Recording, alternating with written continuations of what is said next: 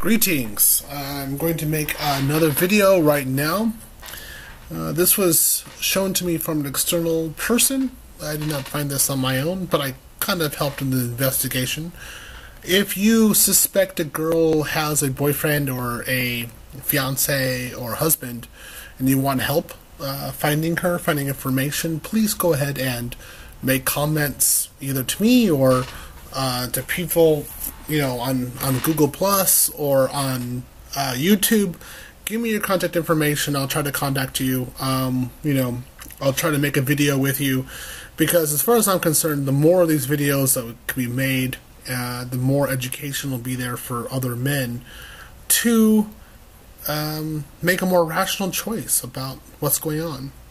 So, this is Find Bride. It's yet another site. There's another site. Girl's name is Elena.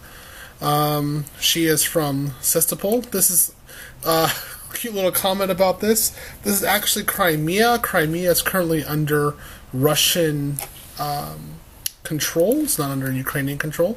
The issue you'll find in the dating sites, these girls suffered a loss of a lot of money once Putin came into Crimea. So what they do is they say that it's like Sevastopol, Crimea, or Sevastopol, Ukraine, but they tend not to write Russia in here because they know that the money will go down. A lot of men will simply stop writing, and that's exactly correct. You should stop writing. So you need to, if you see a beautiful girl, look at her city, look at where it's at. If it's in Crimea, stop writing to her. Also, if it's in Donetsk or Lugansk, don't write either. It's just not the smart thing to do. You're not going to meet this kind of girl. You're just not going to be able to get the visa. Don't even think about it. I'm not going to go to an area where it's controlled by Russia like that. It's not going to happen. Also, during the last year, a lot of girls that they were from, for example, from Crimea, they asked the dating sites if they can change it to Kiev or Odessa, and suddenly you have a lot of girls moving to other cities, but in reality, they are sitting in the same city as before. There's no change. They're in Crimea, Lugansk, or Donetsk still, and you need to be aware of that. They're doing this for money. They're saying they're in Kiev or Odessa, but they're not. They just don't want to lose the revenue from the dating sites, so this is their job. Okay, so here we go. This is Elena, pretty good looking woman. Yeah, she's rather hot. This is not bad. Okay, so here she is, and here is her profile on VK. As I've always stated, you need to know a woman's profile before you start talking to her. You need to know if she's, she has a boyfriend or if something's going on. And why is this? If you keep on going one step further, you see her in Vietnam. Now, this is kind of interesting. The economy in Crimea is doing very badly right now. So how the hell did she make it to Vietnam? I don't know. I mean, I have friends in Crimea right now who don't have any money, period. I mean, they're really having a hard time eating. And she made it all the way to Vietnam. Well, how do you think that happened? Well, if you look at her photo right here, it's hard. I mean, I can see it. Maybe you can't see it on the video. I'm not going to expand it more. But this is her right hand, okay? And in Russia, Ukraine, Slavic countries, on the right hand, you put the engagement and wedding rings. So there it is. It's right there. I can see it. Clear as day.